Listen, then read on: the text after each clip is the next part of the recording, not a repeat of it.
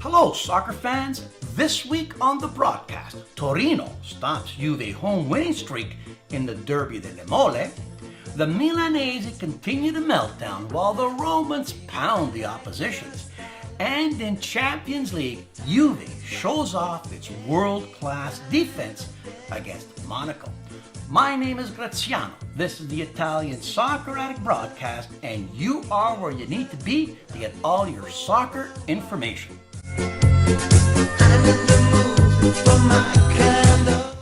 Ciao amici del calcio, my name is Jim and I too want to welcome you to the #1 YouTube and Facebook soccer broadcast.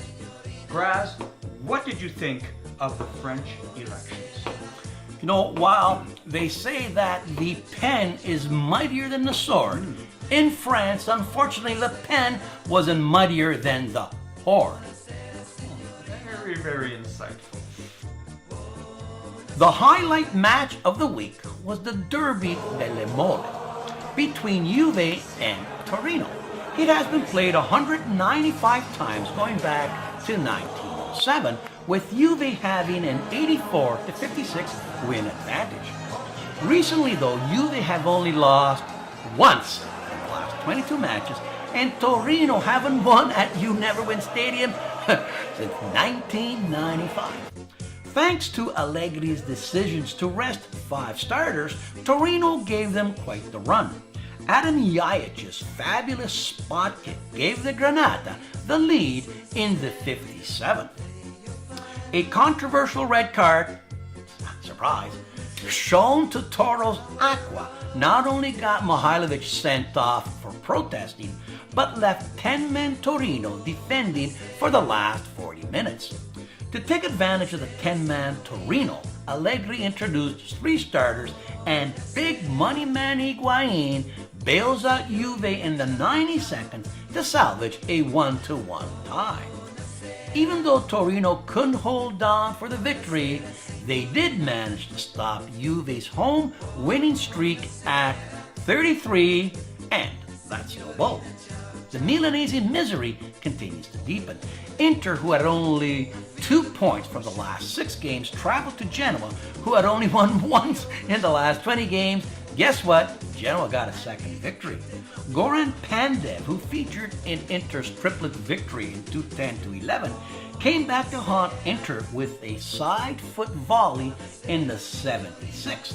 But the real hero of the victory was Genoa keeper Lamanna, who palmed away a Candreva penalty in the 87th to preserve a 1-0 victory and all but kill Inter's European aspirations. On this day, Lamanna had a hand in victory.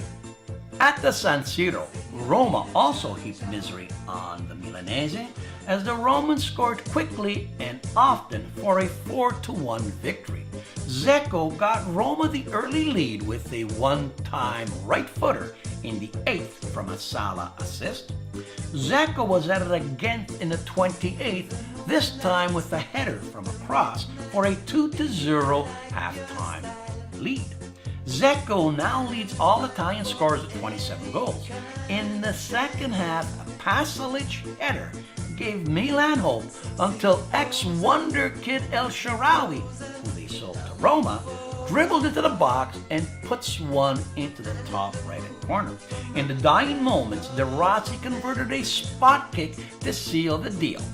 With this loss, Milan joined cousins Inter out of next year's European competition, and Roma overtake Napoli for second spot, which is obvious. I mean, if you look at a map of Italy, Roma is above Napoli.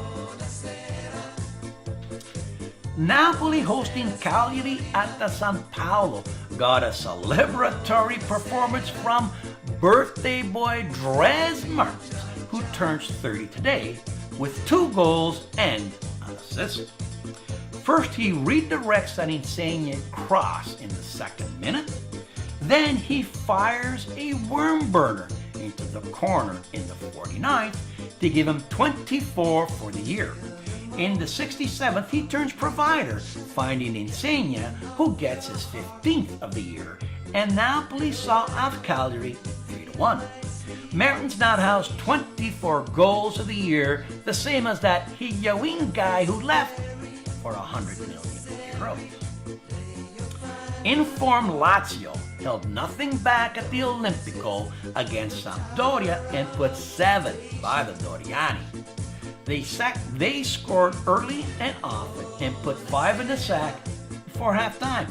Only a Quagliarella brace kept the score from being ridiculous, and Lazio went on to win 7-3. In NFL parlance, that's a touchdown and a convert. Other scores saw Atalanta solidify its Europa League aspirations with a 1-1 tie at Udine. The Big Cheese Crotone get yet another victory, this time 1-0 over Pescara, which sees them 4 points from salvation. Empoli continues to avoid relegation with a 3-1 victory over Bologna. That's no Bologna. Chievo and Palermo shared a 1-1 draw, and Fiorentina needed a 94th minute Bernardeschi goal to salvage a 2-2 tie with Sassuolo. My goal of the week comes from Adam Jajic, a perfectly placed free kick from 25 yards out. Admire it, Adam. It's a beauty. Buonasera signorina. Buonasera. Signorina, ciao ciao. Buonasera. Buonasera signorina. Hey, it's Hannibal time.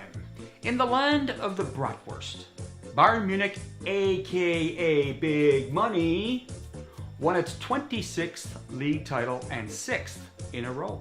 The only worthy news to report is that Red Bull Leipzig managed its first ever European Champions League qualification by hurting Hertha Berlin 4-1.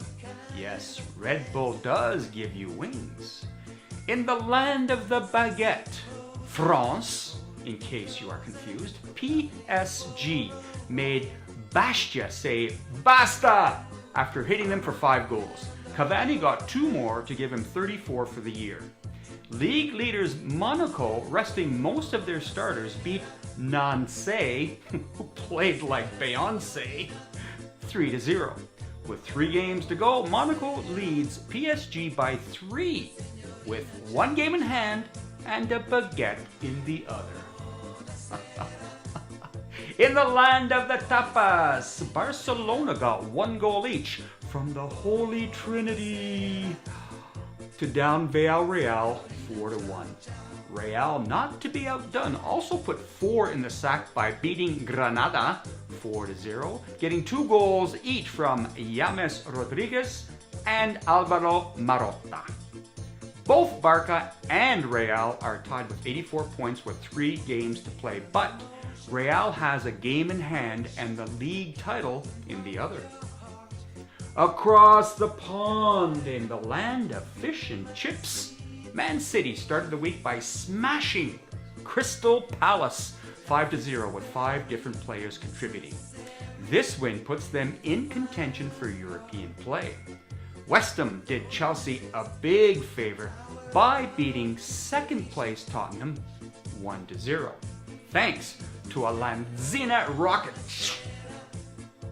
Liverpool couldn't make up points as they were held 0-0 by Southampton, thanks in part to a miraculous Foster penalty save. Foster, and I thought Foster was just an Aussie beer. At Arsenal, Man U's 25-game unbeaten streak came to an end with a 2-0 loss. Xhaka and Welbeck ensured that the only way Man U gets into Champions League play next year is by them winning the Europa Cup. What a disappointing year by a team that spent 150 million euros on player transfers.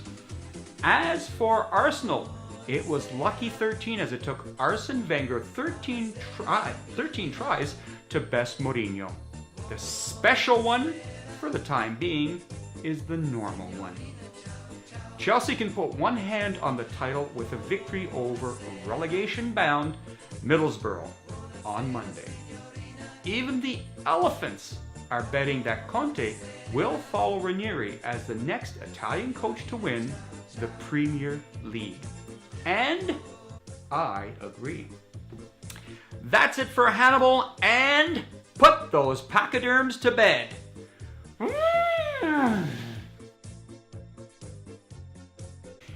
In Champions League this week, we saw two teams employ different approaches to winning. At Stade Louis Sagon in Monaco, Juve proved that great defenses and timely scoring wins championships. With the world's best goalie and defense, they held high-scoring Monaco to 0 goals, while Higuain got goals in the 29th and the 59th, and they were enough for a 2-0 away victory. At the Santiago Bernabéu in Madrid, Los Blancos proved that a powerful offense could beat a defense like Atléticos that had only allowed 25 goals in La Liga. Even though Real have 5 world-class strikers in Benzema, Bale, Rodriguez, and Morata, it was Cristiano Ronaldo who showed off all his prowess by scoring from a header, a volley, and a drive from inside the box. So now has 100 Champions League goals. That's goal 100 times. The return matches are this week, and both Juve and Real should easily qualify for a final showdown between the world's best defense against the world's best offense. We'll see who wins that one. No. Did you know that another Italian coach has led a European team to a major domestic league title? Joining Ancelotti in Germany, Conte in England, it's just a formality, is Massimo Carrera, who led Spartak Moscow to their first Russian Premier League title since 2001. I think it's Russian, it's Pozdravyu Massimo. Oh, no thanks, I'm full. Hey, did you know that Italian soccer next year will not only feature video-assisted reffing, but also an expanded TV schedule that sees them feature both Friday night and Monday night football. Yet another reason for Italians to stay on the couch. I wonder if they have their own Howard Cosell. Speaking of staying on the couch, did you know that statistics show that Italians don't leave home till the average age of 38? When did you leave home? At about 7 o'clock this morning. Now, I think the reason they're not leaving until 38 is because they do not want to give up free internet. Thank you. If you're following us on Facebook, please give it a like. If you are following us on YouTube, remember to subscribe. And if you know people who are soccer fans, tell them where to find us. Ciao, and keep watching. Ciao, amici.